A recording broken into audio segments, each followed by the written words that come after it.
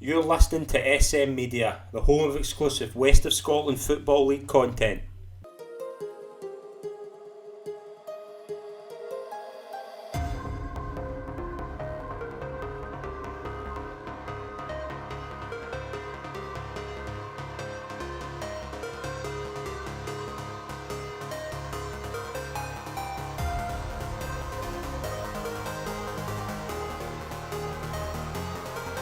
Hi folks, and welcome to the latest episode of the SM Media West of Scotland Football Show. I'm Scott McPike. It's an absolute pleasure to be your host as always. We're looking forward to this week's episode. Delighted to be joined by Greenock Juniors coach Derrick McMillan. Derrick, welcome to the show. It's a pleasure to have you on.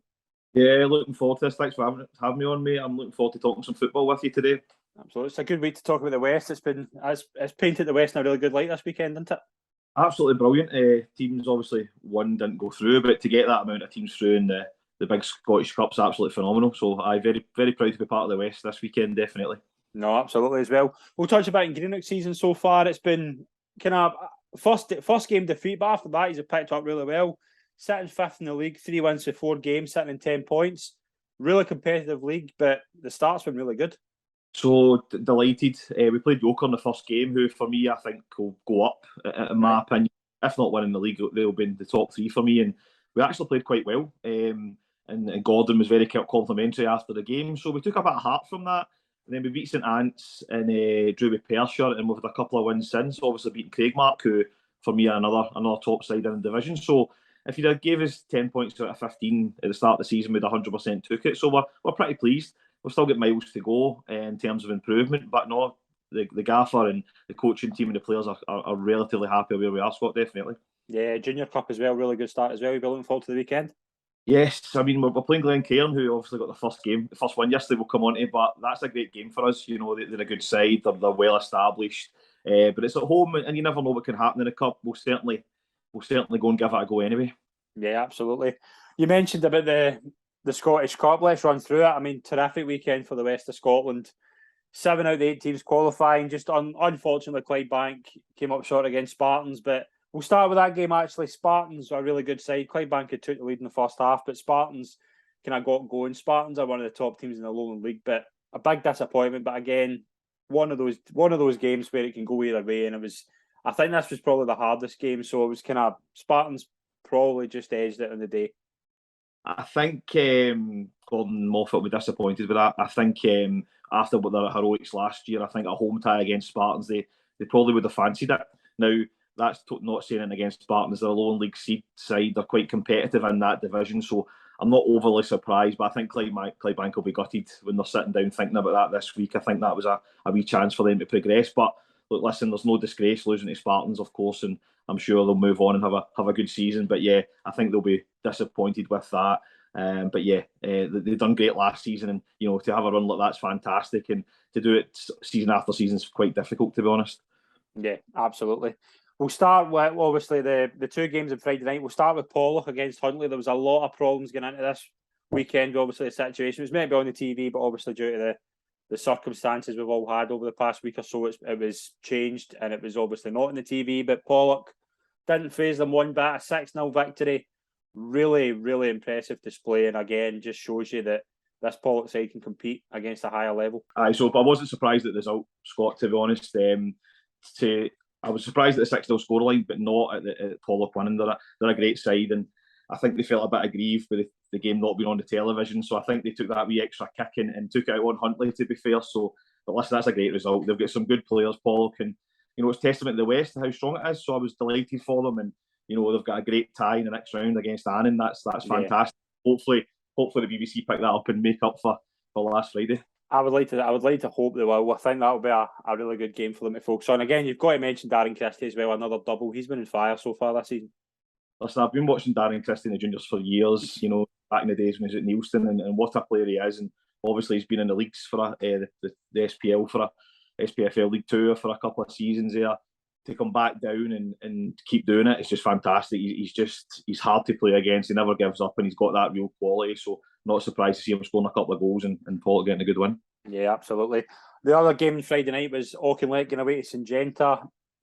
I thought this would be a bit of a banana skin, and I'm not going to lie. I thought Syngenta know a bit about them, know they're a very ambitious club. I thought Auchinleck, the start they've had, would it be a tight game for them? But again, really impressive performance from Auchinleck. Keir Sampson with a double.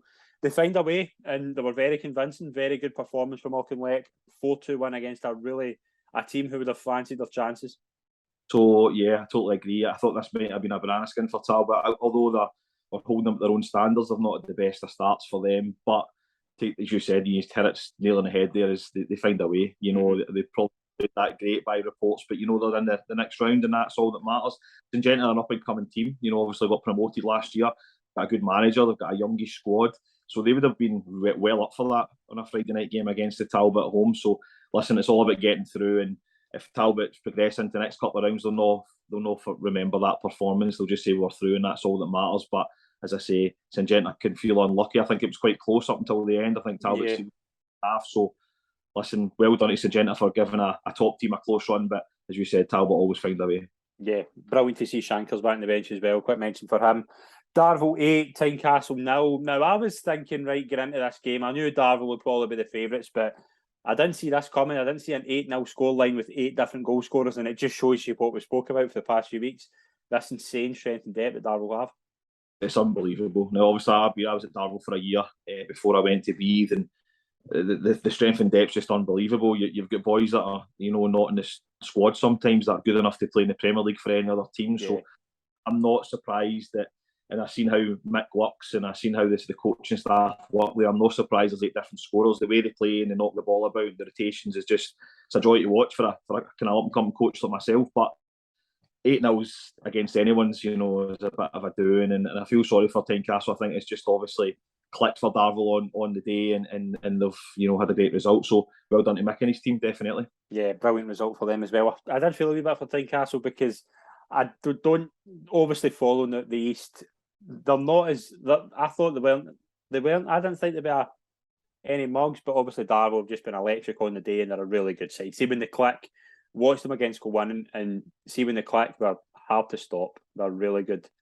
The result of the weekend, I am going to give to Glasgow Uni going up to Forest and winning 3-2. That is a massive result. I've massive credit to Mark Adams and his team for that performance, because it's not just the fact you're going against a team three divisions above you. It's going that far. It's a far distance to travel, as you know. Going there and winning 3-2 is massive credit to them. Unbelievable. I've known Mark previous iterations. He sponsors the 20s League through the charity sport and stuff like that. So I've kind of met him a few times, and when he was appointed, I thought, that's a good appointment, and his results have backed that up.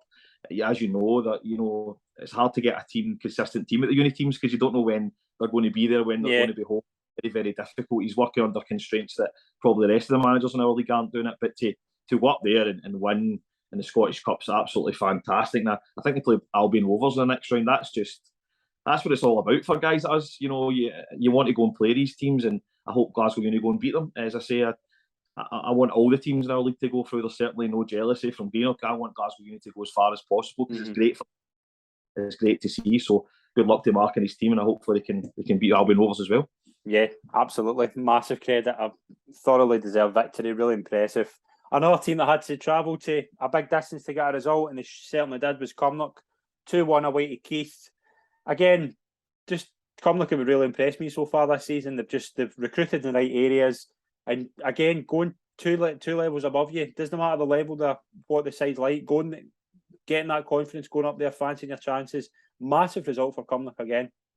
Massive. Again, I'm not overly surprised. I keep saying that, and that's not to talk down other leagues. It's just that I know how good that Premier League is and the teams that are in it. But how often do you see keeping the fourth round proper? Playing. Hearts, Hibs, Rangers, Celtic. You see it every season since I was a wee guy. So the fact that we're now talking about Cumnock beating these teams is just great, and it just shows you the strides that they've made. That Cumnock are a good team. I've seen them beat Darvel earlier on this season, and they're just a handful, and they're well organised, and Brian McGinty's got them doing really well. So listen, I'm not surprised, but listen, you've still got to go up there and do it. It's a coach journey. It's all the logistic nightmare that you'll have, and to go up there and beat an established team in Keith is just fantastic for Cumnock. Yeah. Another game, Benburb 4, Dundonald Bluebell 2. Dundonald Bluebell were actually, they've had a really good season so far in these, so it was another massive result for Benburb to get 4 goals and beat them. Really impressive result. So this is the one I was a bit surprised with. Not to belittle Benber, but they're at home and they're a good side, lovely big pitch and that there. But I seen Dundonald were, close to the top of the East Premier League. And Benber hadn't was the best of starts, if we're being honest with it. So, listen, fantastic. It's just great to see, and to beat them 4-2. I wasn't sure how the scoring went in that one. Apologies for that. But to win 4-2 against any team from as you say, even that's a division above that, that's fantastic. So, really pleased for Benber. And we play them soon in another cup. So, we had a wee look at them. And it was a bit of we came away a bit that way. So, we'll see how it goes. But listen, very, very pleased for them. And it's a great result. Yeah, and the final game we'll touch on another 4-2, but Kilwinning 4, Greenock Juniors 2. What a game by all reports. I spoke to a couple of people that game and said it was end to end. I watched Greenock against Darvel last season. They really impressed me how well they could cut through the midfield. I know Nishi, obviously going in there, Nishi's get them really well drilled, but Kilwinning, Dylan Mackin with a double, that's what David's there to do. He's there to get the big games. That's what he was brought in to do, and what a result, beating the East champions, team flying in the Lowland League. Massive result for the people of Kilwinning. Great result, absolutely fantastic result. This was a real tough draw for them because Trinent have obviously came down to Darvel and put them out, went to the Lowland League instead of them. So listen, that's a great result for Kilwinning. Gomes is a great manager for me, and maybe got a bit of a rough deal at Broomhill or whatever. So I think he's got a bit of a point to prove, and I think he'll do that at Kilwinning. So hard to be successful in that league because of how strong it is, but results like that are just fantastic. They're home to Forfar in the next round, that bouncing. Whenever the game is, Kilwinning's a great football town, and I only stay 15-20 minutes away from myself, so I know it well, and they'll be up for that. And I honestly, I wouldn't bet against them beating Forfar either. Yeah, that's the thing with this, with the Scottish Cup. Like, you fancy, see some of the draws these teams get. It's not a case of they're going there just to make up the numbers. You fancy the West teams to really kind of compete. Like, Cumnock against Dumbarton. Dumbarton are flying in the third division, but I would fancy Cumnock. I would fancy Cumnock to certainly give them a run for their money. I really would. You wouldn't be shocked. I mean, you wouldn't bet on either team really if you're a betting man. I think that game could go either way, and that's great to see. And as the two divisions above in the pyramid and they're flying. But again, Cumnock, anyone in that league in the West for me can beat anyone in the league on any given day, and it's brilliant. It's absolutely brilliant. It's a great time to be involved with the West, as I've said. Yeah, absolutely brilliant for the West. Really, really good. Obviously, 7 out of 8 teams. Obviously, you can't ask for any better. Obviously, Clydebank were unlucky, but really, really good weekend for the West. But we did have league action where it wasn't just a case of the cup was on and everything else was off. The 4 games I'm going to touch on: Atherley 0, Cambuslang 3, Bede 0, Rob Roy 3, Glenafton 0, Troon 1, and Hurlford 2, Largs 2. Before we get into talking about each game, certainly a big weekend for the away teams. 3 wins out of 4.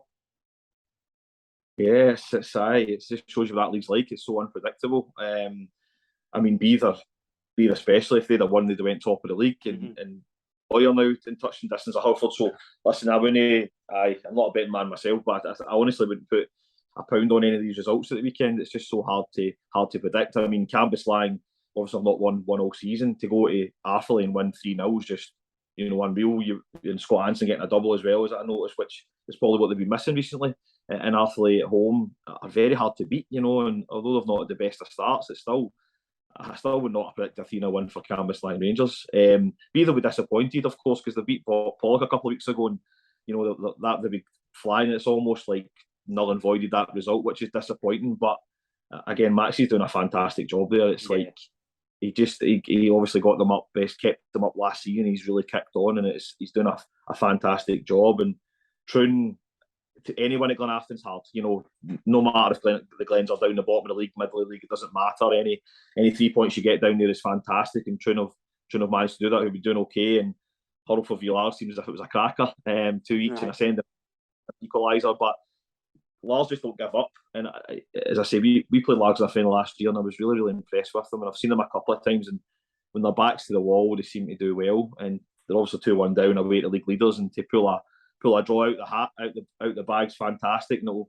hopefully kick them on. I like Lars. They're a good wee setup, and hopefully they can kick on. But Hurlford will be disappointed because they could have really went a few points clear with Darvel, etc. Not playing on Saturday in the league. Exactly. I think that's exactly right. I think Hurlford will be feeling unfortunate they didn't pick up all 3 points. But I want to touch on Largs briefly because I did have my fears about Largs, about the obviously losing Will and losing those amount of goals. I thought would be really, really kind of tough to replicate. But they're on 6 points, 3 draws and 1 win. Like, the only defeat was against Rob Roy, and I know it was a kind of heavy defeat, but they've actually went under the radar just how kind of solid they've been so far this season. Yeah, I think they'll be fine. I genuinely think they'll be fine. They've got obviously they've lost a couple of key players, but they recruited some decent players. A boy for Yoker, I know, went in. It looks good in pre-season. I've seen them a couple, but they've just got something about them down there. Like, I don't know quite what it is, but they're certainly doing a good job in terms of battling for every point, and every point you get off them, you need to fight tooth and nail for. So I think Largs will be fine. I think there'll be 3 teams worse than them. I can see them finishing quite comfortably. You know, 5th, 6th bottom or something like that. I think Arnie with the squad that he's got would probably take that at this moment in time. Yeah, absolutely. I think as well, we'll touch a bit on obviously Cambus Lang. That's a massive win for them, as you said. Scott Anson with a double. Really, they had a really tough start. Obviously, went out the cup as well. Getting that win against a team like Atherley, who obviously were a fellow promoted team, massive result for Cambus Lang, I would have said. Definitely, this is the day for me in the Premier League. They had to get it, and we played Cambus Lang ran away with our conference last year, and they were a top side. But obviously they've lost Scott Williamson, the guy up front getting well, and to replace 3 goals is just difficult, you know. And they've tried a few boys, it hasn't quite worked out. But I think to go to Dunterley and win 3-0, hardly anybody does that. Never mind if you're sitting bottom of the league. So yeah, fair play to them. It's a massive result, and it gets them up to, I think, they're 3rd bottom now. Yes. They're into the pack, I think I've seen. So yeah, great result, fantastic result, and hopefully they can kick on for there. Yeah. One thing I want to touch on before we get into the first division was Irvine Medal appointed a new manager in George Grierson. What was your thoughts when you heard that? Yeah, I think I was a little bit surprised at the appointment at first. I had a few names in mind, you know, and the rumour mill was going round and round, as you know. But I mean, it's a tried and tested appointment for me. I think it's a pretty safe appointment. I think he's got good experience. I think he's done some decent jobs at some decent sized clubs. Obviously, it's the next level for him. Listen, that would have been a great job to get. You know, they would have not been short on applications, I would imagine. They're a big club. I felt sorry for Spenny and Latta there, because I thought, you know, they had a couple of good results this season, and it was maybe, you know, what's going on. But it's a great club. They've got a good squad, you know, and I know a couple of the boys there, and know that if they get a decent tune out of them, they'll do well. So I'm a bit surprised, but I think he'll do. I think he's got a great squad there. I think he's got a decent backing in the committee and the fans down there. So listen, I'm sure he'll do well. And you know, obviously a disappointing result on Friday night to start with, but you know, he's only got his foot in the door. So I think he'll do a good job. Yeah. Yeah, I'm really looking forward to seeing what happens there. I was a surprising appointment, I'm not going to lie. It was not a name, certainly George wasn't a name I thought about, but obviously his reports are he's interviewed really well, and he's a really nice guy as well, with a lot of time for him as well. So really hope he does well at Irvine Meadow. First division, the division that always springs up surprises, and it's no different this weekend.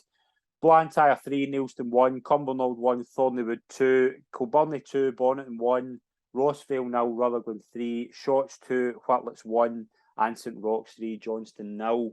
Kilburney are top of the league. They had to dig deep, get a really late goal against Bonnyton to win 2-1, but they're sitting top, 13 points from 6 games. They'll be happy.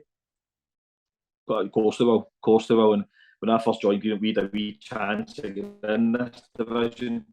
We'd got a run of wins together last season, and looking at it, I'm going, maybe it was best we didn't. You know, it's such a tough league with some big teams.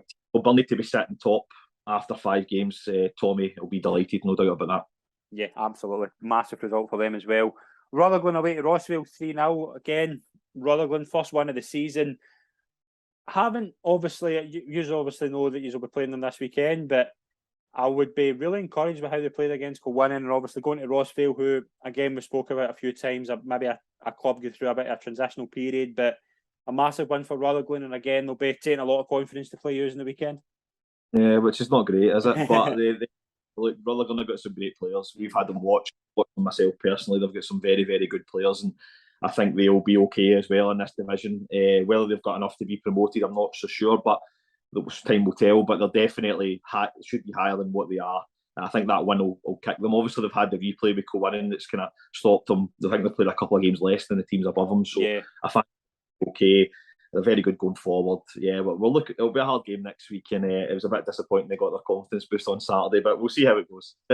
Yeah, a game that I thought had a draw written all over it was St Roch's against Johnstone. Two really even teams. Obviously, David won Manager of the Month, so big congratulations to him. But St Roch's 3-0 home win over Johnstone. Really good start for St Roch so far. 9 points from 5 games. They're doing it. They had a really tough start. I think they lost the first game to Whitlets, but they've kicked on really well for that. Yeah, I mean, they went away and won at Kilburnley as well earlier on the season, so that's two massive results that come into my mind. And at the Borough, a good time, really good side. They gave us a bit of a going over in pre-season, shall we say. The front four is as good as anything that we've got in this league. Mm-hmm. So I think that St Roch's will be delighted with that. And I know Jamie well, and I know Jamie will be absolutely devastated at losing 3-0 to anyone in that league or any game that Johnstone Borough play. But it just shows you that league, anyone can beat anyone on their day, Scott. And it's they're a very hard place to go. They play some decent football at times, and I'm not surprised at the result, of course, but maybe at the margin of the result for me was a bit more than I thought it would be. Yeah, I was surprised at 3-0, but again, David Greggs went in there and done a great job so far. And it's such a hard league to predict. And again, we'll touch on this one. Blantyre against Neilson, second against third.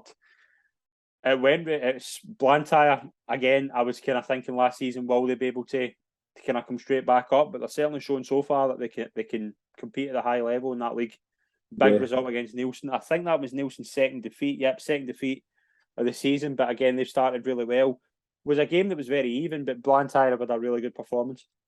Yeah, I was worried about Blantyre in this league because obviously they had such a poor season last year in a difficult division under difficult time, of course, but I was worried about them. But they recruited quite well. They signed a couple of 20s boys that I knew, one on loan for Kilbride as well, and I thought, they're picking up some decent players. So, they'll be delighted. Neilston are a good side as well, and I think they've only lost to Blantyre and Johnstone Borough away now, which is no disgrace, but that again, and I keep going back to any 3 points you pick up in that first division is golden because there's teams that you think might get relegated that could be up there at the end of the season and vice versa. It's an absolute crazy division and any 3 points is golden. But Blantyre are second, of course, and Neilson are still third. So although they've been beat on Saturday, I'm sure they'll still be quietly happy with their start.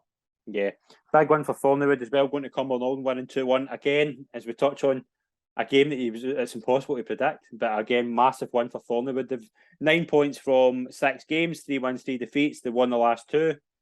Again, Jamie Nisbet does it. Again, massive result. Aye. Again, they were in our division last year. We played them last game of the season. I was very impressed with how they played, how they were structured. So I can see them being hard to beat in that division. They're obviously clicking. I don't know about the coaching staff, management team that in August it's hard. You've still got boys on holiday. So I don't know if they would have maybe got their full team back in the last couple of games and they're starting to pick up because I'm not surprised at that result because they're a good, well-oiled unit and they've been together for a couple of seasons now. So I can see them, it's such a tough division, but I think they'll be okay as well. And that's a great result away from home. Yeah, absolutely. Shorts and Whitlets was the final game in the first division. 2 teams probably in need of a win. It was Shorts at 1-2-1. Shorts now got up to 6 points from 5 games, and Whitlets now without a win in the last 4. Obviously with the points deduction as well. So obviously Whitlets will be hoping to pick up soon. But a big win for Shorts. Great win for Shorts. I know a couple of boys at Whitlets. I know Popey. I know Jason Walker who were disappointed. I think they felt as if they could have got something more. But at the end of the day, Shorts is still a difficult place to go, and probably you could say that for the last 30 years. They're a good team. I watched them a couple of times last year, and they do what they're good at.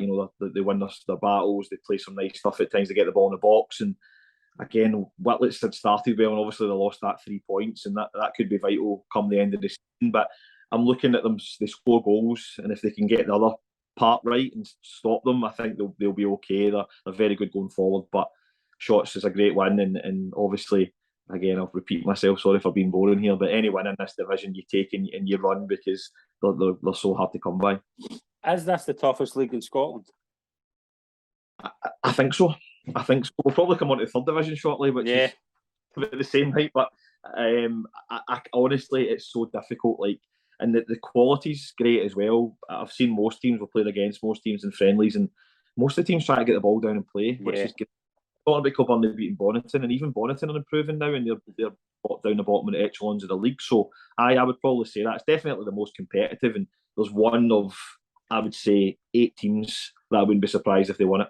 And that's remarkable. You don't get that anywhere. No, you certainly don't. It's a league that, as I say, just every week, if you picked 6 wins out of that league, you would be rolling in it, I would say, because it's such a hard league. And as I say, that's what you want, though. You want that competitive edge. And like St Cadoc's as well. St Cadoc's haven't lost in their, I think, 5 games. 4 games, 2 wins, 2 draws.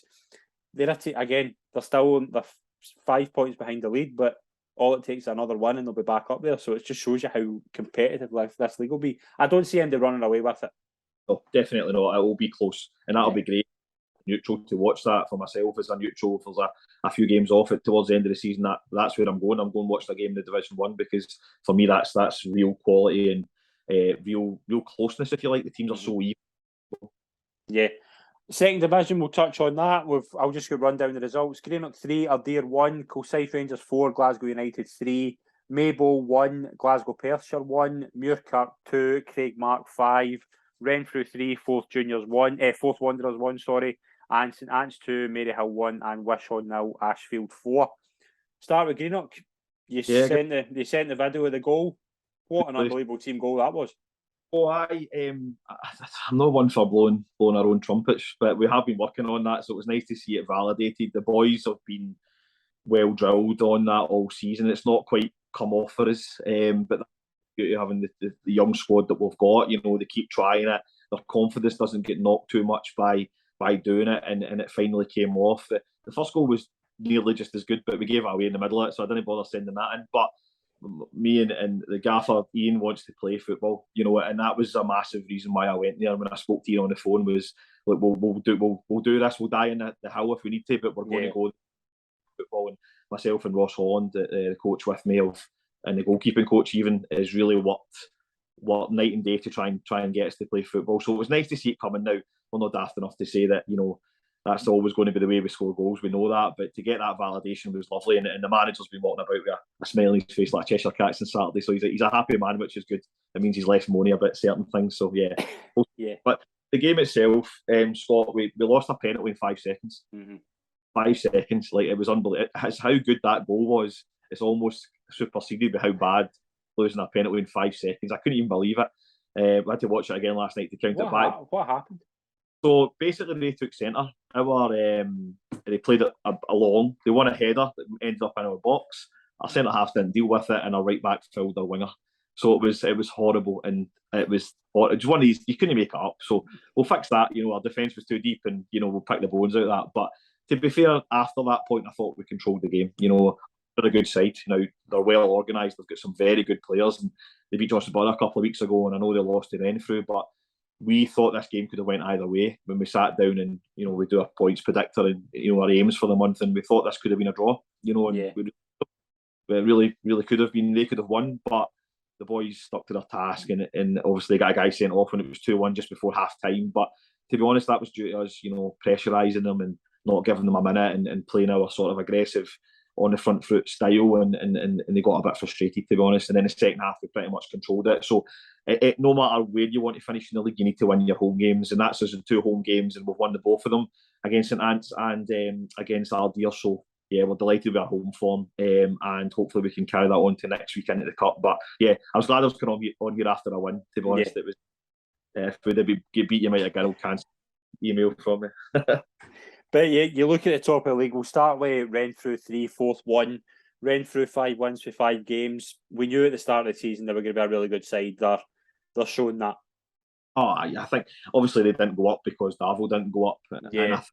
And I think we all said at the start, I'd be shocked if Renfrew don't win the league. Now, I'll still say that they could. They're very good. They're just a machine. They're well oiled. They had a change in manager, of course, but the assistant manager came in. It's just been seamless. I can't.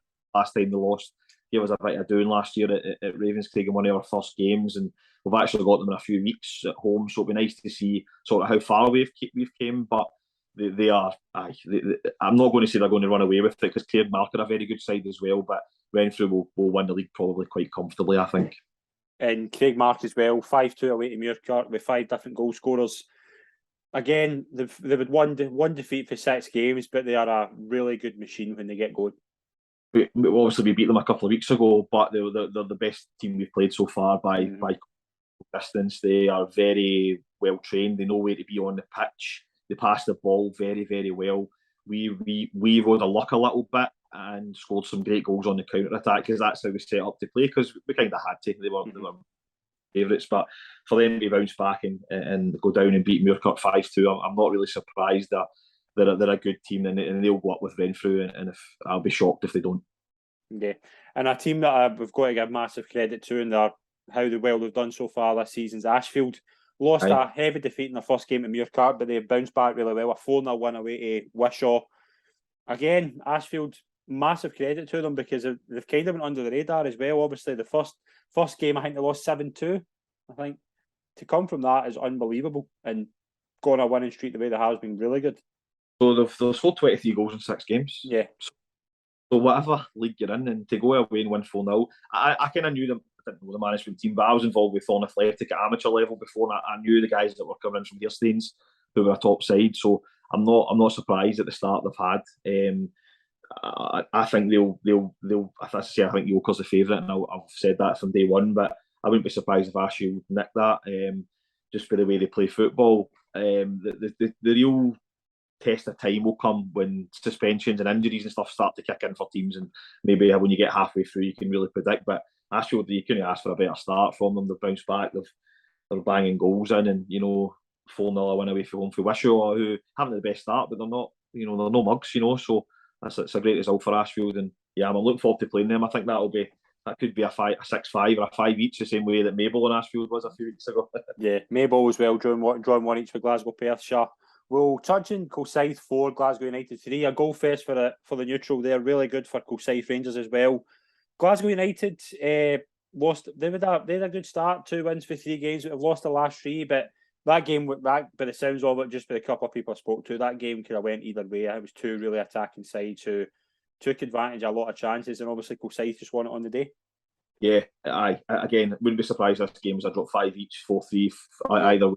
And I've seen them both, and they both like to score goals. I think the thing in this division is, I think we're the 3rd best goal against, and we've conceded 9 in 5 games. So it's not. Yeah. I just think that's the way teams are set up. We're maybe not good enough to get clean sheets, so we go, right, let's go and outscore. And again, the punters would have got their 5 worth at that game, and that's what this division's all about.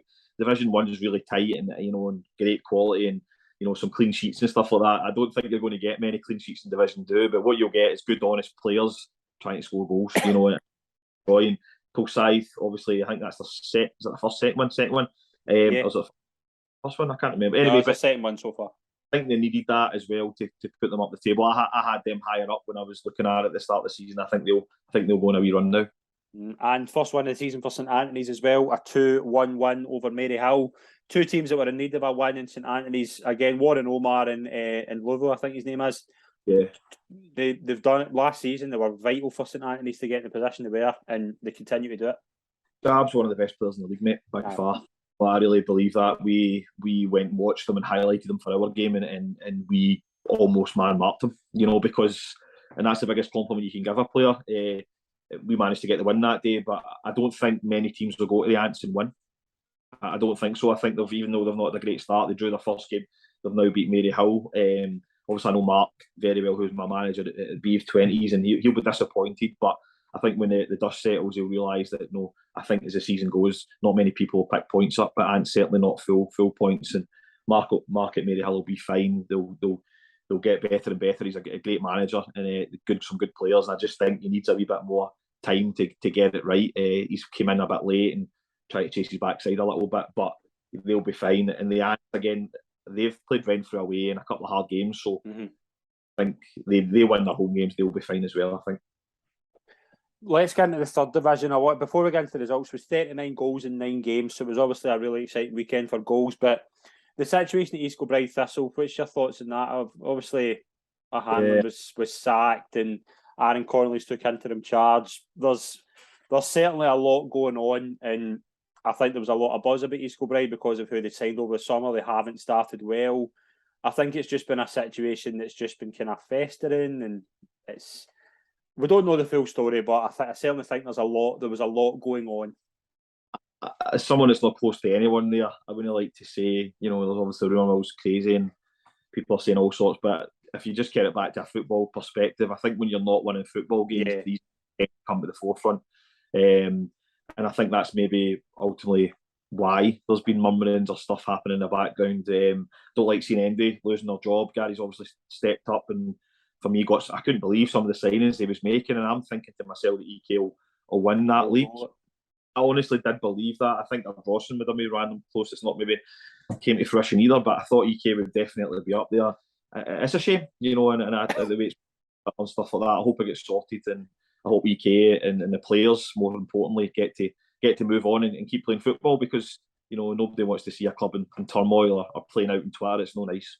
Yeah, and as they picked up well on Saturday, a 2-0 win over Carluke. Probably, no disrespect to Carluke, but probably the right game for them. I get probably maybe when you're lacking in confidence, I think probably at home to the kind of bottom of the league team was probably the right game for them. But again, Andrew Skinner with a double. He's a guy who always goes under the radar as well. He always seems to be vital for them.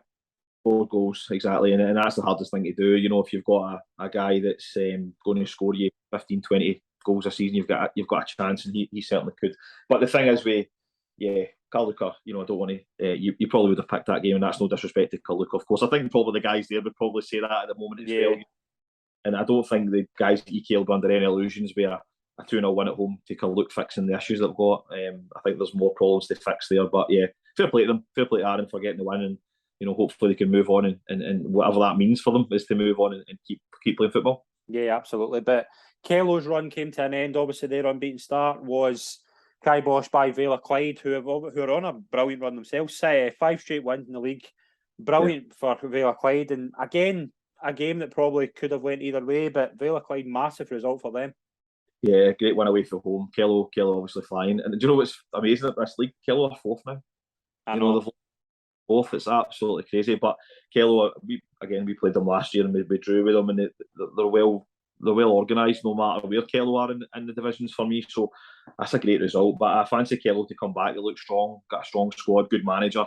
I fancy them to come back strong. But Vale of Clyde as well. They can beat anybody on their day in that league as well. And again, that's the beauty of Division 3 and goals galore. And for me, there's anyone down to about 10th position can win that league. Yeah, I think that's right. I think they're all there and thereabouts. There's only 10 points between 1st and 11th, so it shows you that it's very open. But Lark Hall and Les Mahago sit top of the league. Lark Hall got a 4-3 win over Port Glasgow at home. Really tight game, and Les Mahago 3-3 with Drawson.